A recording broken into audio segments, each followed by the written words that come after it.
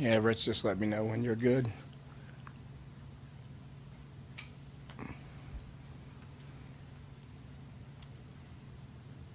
Good? Okay. All right.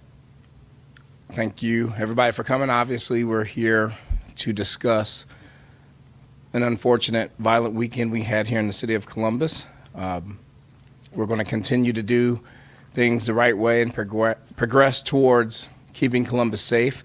And here to discuss some of the weekend events are First Assistant Chief Potts and Assistant Chief Botker, again to discuss some of the issues we had this weekend. Chief Potts?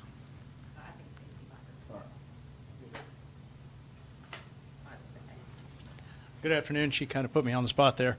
Thank you all for coming on such short notice. We did want to make ourselves available to talk about some of the violent crime that occurred over the weekend. I will stress, if anyone has a tip about any of the shootings that occurred over the weekend, you can call Crime Stoppers 614-645-4749. They also have a Facebook presence that you can go on and submit a tip anonymously. We had a number of shootings over the weekend. Of note, on Saturday at two city parks. The first city park off of No Bixby Road occurred. A male was shot and was ultimately expired. Later in the day, we had a shooting off of Atchison at another city park. A young lady was shot and also expired. There were other victims in the second shooting that are witnesses. The thing that is really important to remember as we stand here right now is some of these shootings happened 24 hours ago. And so as we speak, there are teams of detectives that are working these cases. We need to be extremely cautious about what we put out for prosecutorial integrity. You may have some specific questions about that, but I was just speaking with the detectives to see what specifically they would like for me to get out. They have received information from the public, which is fantastic, and we appreciate that help. I did want to briefly cover, to give you a perspective and context, where we are as far as crime statistics for the year, understanding that a lot of the year is left, and this was our first really warm weekend that occurred. Year to date, we are at 36 homicides. About 91% of those in 2022 are by firearm. In 2021, we were at 64 homicides. In 2020, we were at 35 homicides, and in 2019, we were at 36 homicides. Felonious assaults, which are stabbings, beatings, shootings, we track those as well. And so this year to date, we are at 342 felonious assaults. Last year at this time, we were at 468 felonious assaults. One thing that we've seen a slight uptick in is firearms seized or recovered, 917 of those this year. A number of those we're seeing firearms stolen from vehicles, and so that's something that we'd like to get out. Either secure your firearm not inside a vehicle, and all of you have been covering the number of auto thefts that we've had. If your firearm is inside, when we recover the vehicle, oftentimes the firearm is not in the car. I should go back. Our homicide solve rate year to date is 63%, and felonious assault solve rate, which is a really key figure, is 28.9%. Both of those are higher than this time last year. And I think that's all I will cover right now as far as crime statistics. I'm not going anywhere, and Chief Potts can talk briefly about additional topics, and I'll stay around for any questions. Thank you. I don't know if anyone had any questions. When it came to the park shootings, do you guys happen to know if there is any surveillance video or any cameras in the areas of where this happened? I know there was a school at the one park. I can tell you that we are confident that we will recover video, but I'm not going to go into the specifics of angles or where the video is from, or if we recovered that yet. I can tell you that detectives are still canvassing the areas to recover those. I would urge, if you were involved in this shooting at either park, to turn yourself in and to come down and talk to Detective Niederkor in our homicide unit. Are you confirming that victims of pair of these book shootings, the mother of Mason Saunders says it was her daughter? She just got off the phone with the coroner's office today. Can you confirm that? I'm not confirming any names on homicides. Thank you for the question, though. AC Pats, if I can ask, shortly after you started, we had 2 high-profile homicides in parks, Bicentennial Park and the Far East Rec Center. At that time, both you and Chief Bryant pushed an effort to patrol the parks. Here we are again, 2 homicides in 2 parks in the city, hours apart. Where does your parks patrol program go, and what do you have to say just about having 2 homicides in city parks? So our officers are being very proactive. As AC Bacher said, our gun seizures are up. That is not because we took this lightly. Our officers are out there doing more traffic stops, doing more investigations. But we knew that as the weather gets warmer, citizens are going to be out.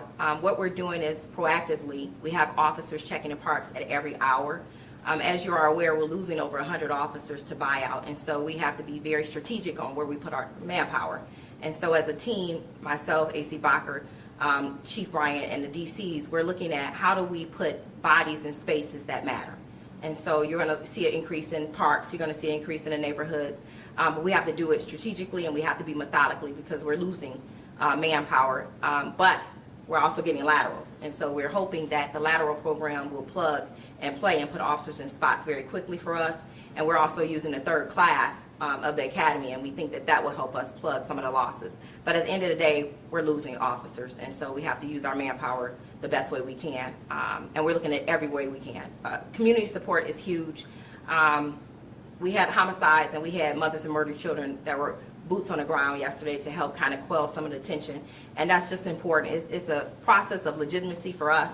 The community is now receiving us with open arms. We're getting more tips in and just showing that this team is working diligently to improve community relations. And I think that helps us with our decrease in crime and our solvability rate in homicides. But what do you have to say to community members who now question whether it's safe to go to a city park on a warm day? It absolutely is safe. Unfortunately, we're not in the minds of people who use gun violence to solve problems. But I can say over the many parks that we have in the community, most of those had no issues over the weekend. And so I want to tell that Columbus is still a very safe place to work, live, and play. We got a criminal element, and we know who they are. I mean, these are not people who are just anomalies. These are people who continue to do gun violence in this community, and we're going after them with our state, local, and federal partners. And this park detail, when was it going on over the cold months? Now that it is warmer, has it picked back up already? This was the first warm weekend. Or were officers checking every hour, as you said? And do they check every hour on maybe weekends, or do they do it every day? So they're trying to check, but in between police runs, calls for service, and other things that they have to do, they're diligent, though. Our officers are committed to making Columbus safe. They've been that way prior to us getting here. They've increased their patrol proactivity since we've been here, and so they're going to do what they can. We're going to help them. We got more officers that we're trying to put on the street. We're looking to restructure the organization, and so as you move forward in 2022, you're going to see more boots to the ground. So what is CP doing now that they'll lose 100 officers, as you mentioned, between now and the end of July? Obviously, those classes, those laterals, that's all going to take time. Those officers aren't going to be ready to be boots on the ground for probably 6 months, 12 months. So what are you going to do for this summertime when you're so short-staffed? So I want to correct you. The laterals are not going to be 6 months. That's the point of having laterals. They're going to be an accelerated program, so they'll be out very soon after they get in the academy. It's about, 12 weeks that they'll be out there, but they'll be hitting boots to the ground very soon. But you're correct as far as the recruits go. It takes about a 6-month process to get them out there, and then they have to go through coaching. But as AC Bacher said, we're working diligently. These are not things that we didn't unforeseen. We've been working since we got here, building our team out, and we're putting crime at the forefront. And you see that by decreasing numbers. I want to continue to push the fact that the community has responded positively to us. And so we're seeing that in the amount of calls that we're getting, tips and closures in our homicide rates. What's your message to the people committing these crimes? I can speak for myself, but I think AC Bacher is going to say it as well. We are not going to tolerate crime in Columbus, and we've proven that. We're working with the U.S. Attorney's Office. We have the city attorney on board. Prosecutors are on board, and we're coming after you with the full extent of law. State, local, and federal partners, we are tired of seeing the senseless gun violence in Columbus, and it won't be tolerated. I'd like to ask about the hit and run on Morse Road last week, since we're getting some new information this morning, including a revelation that the driver was an unnamed, at this point, female. Is that driver being charged? Is that driver considered a suspect? So right now, we're actively investigating this, and I want to tell the public, give us patience. We're treating this fatal hit skip like we would any fatal hit skip. We don't know who was driving that car right now. We know that there was possibly a male and a female from witness statements, and we're still very close, and this investigation is extremely early for us to make that determination. Have you identified that female, and if so, is that person an officer as well? The female, I'm not sure, has she been, I think she's identified or unidentified at this moment. I don't have that information, but I can get that for you. We do have an officer that we've identified. As we reported, he was relieved of duty pending the outcome of investigation. We have been in contact with the victim's father. There was a lag time in that just through the fact that we didn't know who she was at first. And so once we figured out who she was and we were able to contact her father, CPD has been in communication with the family. So When now did that that next of communication- kin, now that next of kin has been notified, are you able to share her name? I won't On your release end? that When did you have the communication with the father? this morning. This morning. And we were speaking with the family yesterday. They said that they found out through the coroner why, I guess, so many days from not reaching out or not putting a name. So that is standard procedure. The coroner's office determines who the victim is.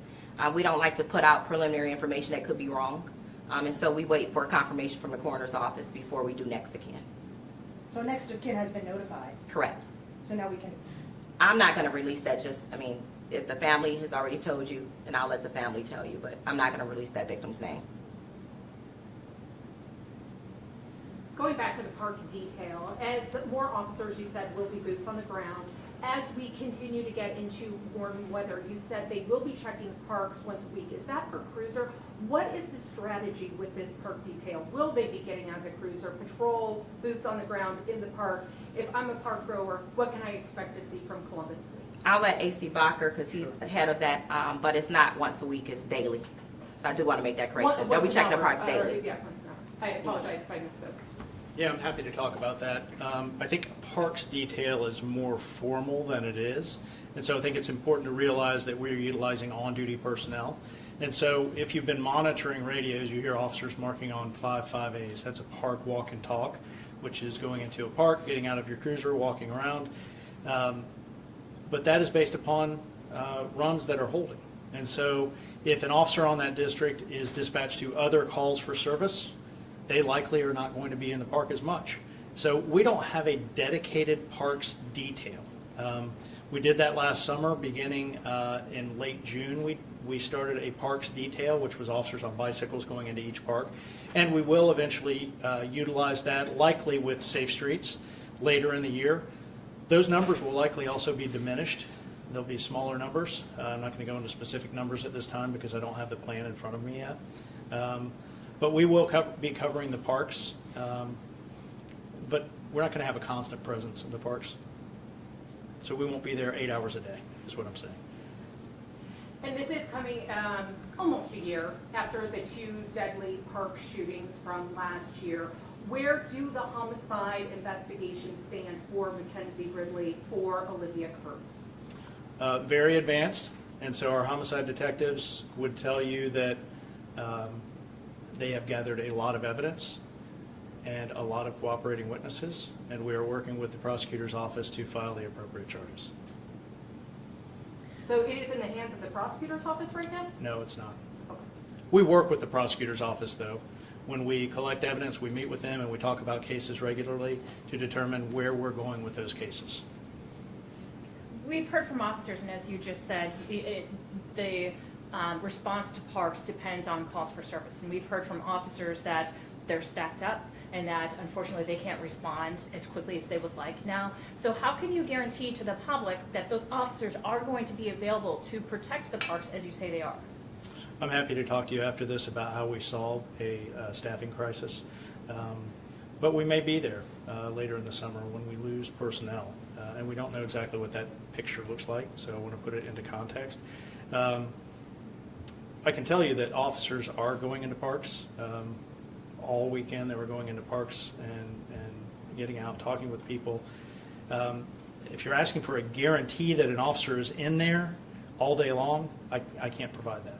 But I can tell you that officers have been directed, when they're available, to conduct 5.5As, parks, walks, and talks in their city parks on their districts.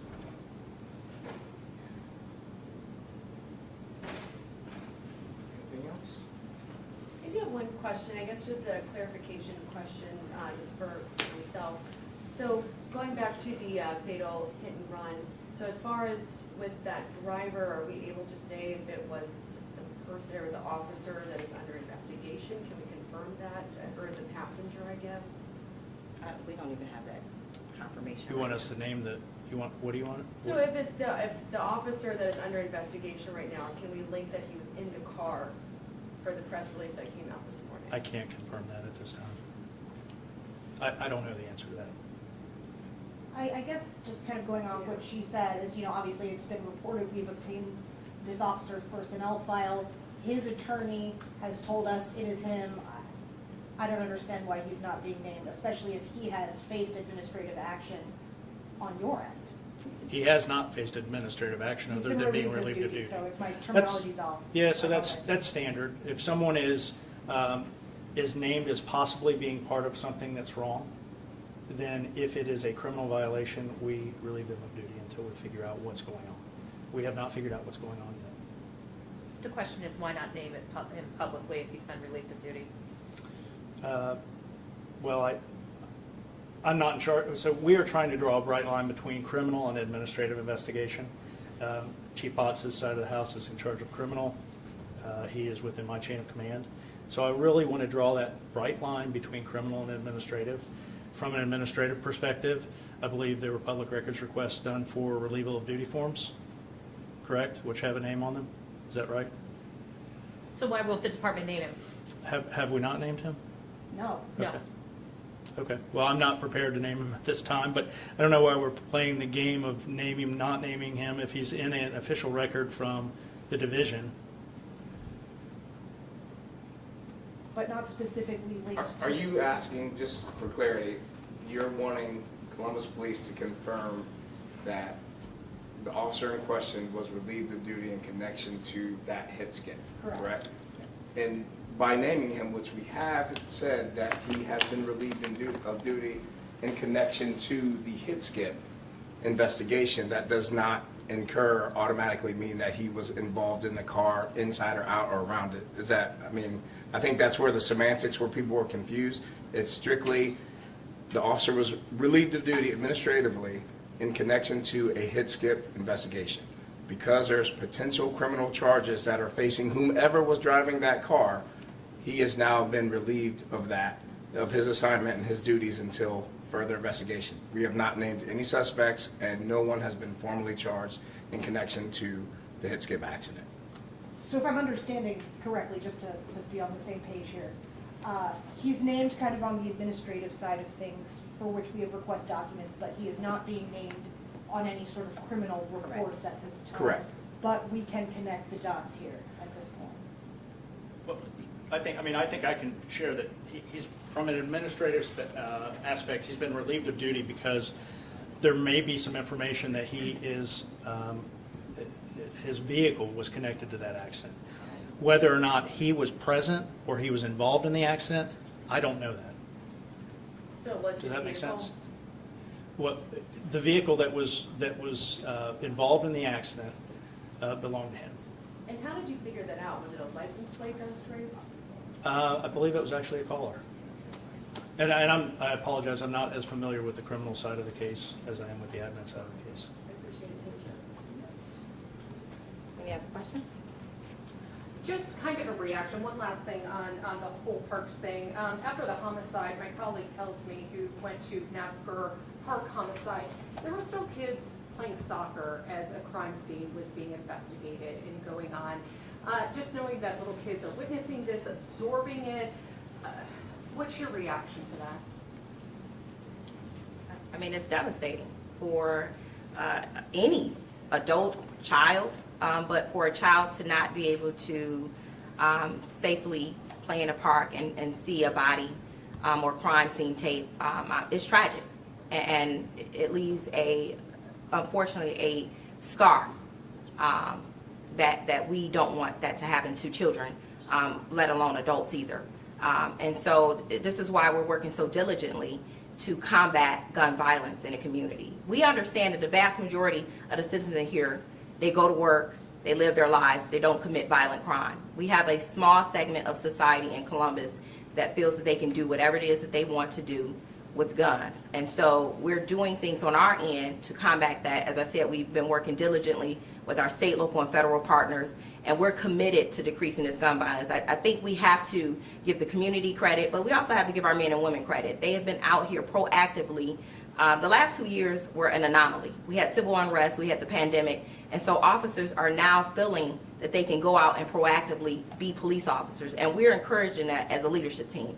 And so that tells you why you had over 900 guns confiscated. It tells you why our homicide closure rate is where it was this year versus last year. And it tells you that our officers are committed to doing things that we're tasking them to do under immense scrutiny. And so I think we have to lead this press conference with the understanding that community is committed, we've committed to them, and we're working together to combat this violence. And so we see that in a reduction of numbers that we've had, a substantial reduction in numbers, which is important for us to keep that at the forefront. And just to clarify, the assault rate, it's being calculated differently. That's So correct. it may skew up or look like it's That's right. a bigger percentage than what actually may look like this year. If you can So explain that. it actually is the national standard. When we got to Columbus, the way that homicides were classified was not the national standard way of doing it. And so we've worked under AC Backer's leadership to make sure that we're giving ourselves credit for closures. We were not giving ourselves credit for closure rates regardless of what year that they happened. And that was something that we were not used to doing. In the city of Detroit, you count all your closures. And so it's not skewed, it's the facts. We're just giving ourselves credit for the work that's being done by the men and women. It's just different than last year. It's the right, correct way this year. Thanks, everyone. Thank you Thank you. very much.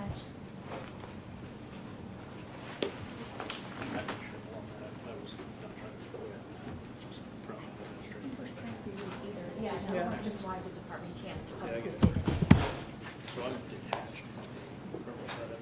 Right. All the public records. We'll wait for that. They do. So I guess that's our frustration. We know we have it. We've been given the public documents. Why can't the department just say that out? Yeah, that's a good way of putting it. What was your- how'd you say it? It just kind of gave the impression, I guess, You've that there's given like a us the little